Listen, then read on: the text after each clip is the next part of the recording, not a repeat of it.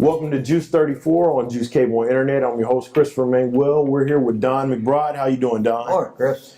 And we're here to talk about the 23rd Annual Cotton Patch Challenge that's coming up. Don, so tell us more about this event for those who don't know. Well, it's a bike ride that's been in Greenville for 23 years. We raise funds for use in the community.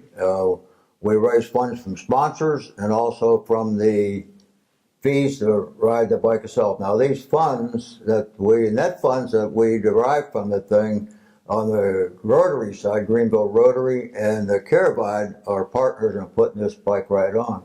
And the proceeds are split by Rotary and Caravide 50-50. And Caravide use their funds. They're a health service agency, and they use their funds to provide special equipment for their children's clinic here in town. Now, you don't think about children having their blood pressure taken or hearing tests, but Right. It's obviously takes special equipment to get that around the little itty-bitty arm. So they have purchased that equipment from the proceeds from last year. And Rotary uses the proceeds provided by the sponsors and the fees from the ride. They use theirs for youth activities, scholarships, and basically budget $30,000 to support the community youth activities in Greenville. So it's a big win-win for everybody, the sponsors and the riders. Speaking of sponsors, I know Juice is a sponsor. What is our involvement in this actual event as well? Well, they provide, of course, funds, and then also provide some volunteers. And volunteers is a big part of the ride. We have last year 150 volunteers for the ride between Caravide and the other rider, Rotary. And then also, in addition to that, there's numerous people out on the course that help put it on. So the GEUS is a big part of that, helping us out with volunteers and whatnot. And then speak about, I know this event is big every year and it comes in the fall. So what about some of the attraction that it brings people from all over to this event? Well, bicycling is kind of a low-profile activity sport, but the people who do it are very encouraged and very dedicated to their sport. For example, there are 233 registered bicycle rides in the state of Texas this year. Oh, wow. Then when we do our ride here on the third Saturday in September, there'll be 3 other rides competing for riders. So the attraction of Greenville is, interesting sideline here, is about 65% of our riders are from the North Dallas area. So our attraction out here is we're in the country, so the riders can ride in the country without worrying about traffic. So that's a major attraction to Greenville. And it makes a great event as well, too. That's right. So we have what I would call elite riders here in town. They go the distance. We have recently moved the bike ride from the North Hunt County to South Hunt County to better demonstrate our business activity, the L3 operation, and the business along I-30 that wasn't being observed when we were up north. But the riders appreciate being out here in the country. So let's take the elite riders. There's a 74-mile course, and basically it's a triangle. You go from Greenville to Emory, 25 miles, from Emory to Quinlan, which is another 25 miles, and then they get to go across the 2-mile bridge, which is a kind of unique ride. Then they work their way back into Greenville. Now these riders will average about 25 miles an hour, so they do the 74-mile ride in about 3 hours. Now, to support these people, we provide 8 rest stops on the course. Now, a rest stop consists of a very important feature, which is a porta toilet. And then we have refreshments there and music and whatnot. So the riders, about every 12 miles, so they can stop and refresh themselves as they go around the course. So Then also looking at the course itself, we've been complimented in the past on the control we have out on the course. You get 700 bicycles going down the highway. There's concern with safety. Right. So the communities south of us, Lone Oak, Point, Emory, East Walkeny, West Walkeny, Quinlan, have all provided police people to help with intersections. Oh, that's awesome. And then there's also, for this ride, we have what we call a SAG, supply and gear. But these 8 trucks drive around the course and look for people who are in trouble. And we pick them up and take them to a rest stop or whatnot. In addition to that, there's really a unknown thing here.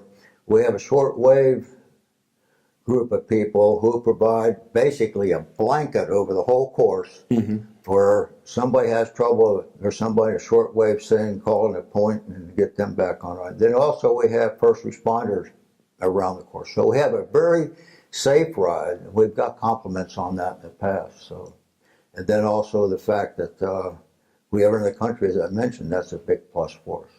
That's great. And so speaking about the history of the actual Cotton Patch Challenge, break down some of the key points as far as getting us to this 23rd annual event. Well, all big things start with somebody has an idea. Mm-hmm. And there's a group of riders in town that ride south here. And the names I'm going to give you for organizing this ride, they're still riding here in town, but if I borrow get my specs on here to see here. So the first ride was organized in 1997. That's 23 years ago. Original group was Bob Moody, Jim Henderson, Earl Wilson, Randy Davis, Doug Hackert, Eloise Hackert, Jerry Grady, James Evans, Dan Reinbold. Now, of those names in the original group that started this ride, they're still here and still working with the ride. Bob Moody, Jerry Grady, and Dan Reinbold. So it's interesting, this thing kicked off in 1997. I'm sure these guys had no idea where it was going to wind up. And then the ride of 1997 to 2000 was called the Cotton Jubilee bicycle ride, and was staged out at the Lamar Church east of town, and was held with the Chamber Cotton Jubilee. And then from 2001 to 2008, they changed the name to Cotton Jubilee Bicycle Ride, and that was held at the Lamar Church and held in conjunction with Chamber Jubilee. 2001 to 2008, the ride changed its name to Cotton Patch Classic and moved to downtown Greenville. Now, 2009 is when we went to Cotton Patch Challenge, and the bike ride was staged down to the courthouse and going north. Then the 2005 was the last year for being north. Now, north is kind of out in the country. They don't see anything about Greenville or the economic development going on in Greenville. Mm-hmm. So Dr. Dan Reinbold encouraged us to move the ride south, which we did, and that worked out great. So there are 6 routes there that allow a lot of variety for riders, and there's a diagram on there that you can see where the different routes are. So we continue using this southern route and have made improvements from the first year we did it. Now in 2018, the YMCA closed, who was a Rotary partner, and then we picked up the Carabide, partnered with the Rotary to put the bike ride on, as I mentioned, and the 2 entities split the proceeds 50-50. So this next year will be the 23rd year, and we're very happy with the routes down south. Now, a big advantage of the routes being down south from a biker standpoint is when we're up north, they started up at Wolf City and then headed south to Greenville right against a southwest wind, so it's heading in a headwind at the end of the ride, and that wasn't very popular. Right. So the south route, they have a tailwind all the way from Quinlan, which is 25 miles down the road, back home, so that's a big plus. So we've been averaging about 700 riders the past 3 years, and the interesting thing with bringing people to Greenville, just think about this now, out of the 700 riders, a lot of them bring extra families, so we're looking at maybe 1,200 people actually being in town for a visit for that day. So the challenge for us is to make sure that those visitors are happy and the riders are happy. And interesting enough, about 65% of the riders would be from the Dallas area, so we're attracting a lot of people. Now these riders are fairly have a disposable income because most riders have an average of $4,000 to $5,000 invested in their bike and equipment. And it's not unheard of somebody $9,000 for a bike ride. Right. So overall, it's just been a very win-win for Greenville. Now, what we as a committee are trying to do is encourage tourism. Well, we get this group of people in town. What can we do with them for as tourism? And we're going to work on this coming year to point out the fact we have the Cotton Museum that they can visit while they're here. The Texas Theater is available for entertainment later on. The GNA, which all the proceeds or activities they have available. So we're trying to broadcast, hey, Greenville's a great place to be.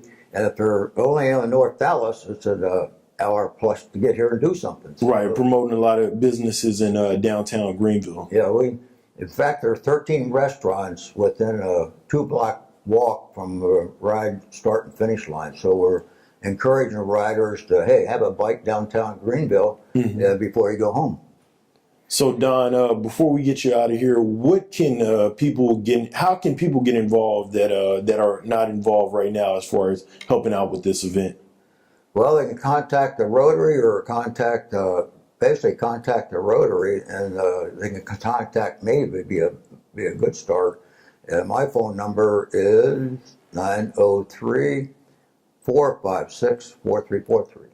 That's the Rotary doesn't have an office, so to speak. So. Oh, I got you. So you're the man to contact. And then one time for the viewers out there, plug in this event, date and time.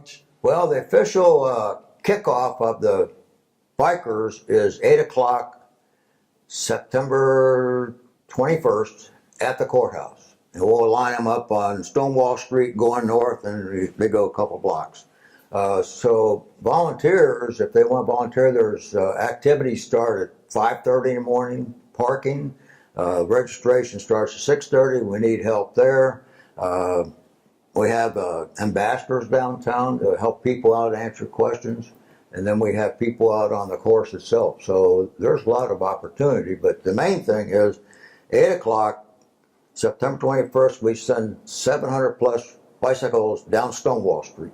And hope they all get back safe. And we have had a safe ride. A few bumps and bruises, but no major accidents. And very proud of that. So we're looking forward to a great event, Don. Thank you so much for joining us. We are too. This video has been brought to you by GEUS 34.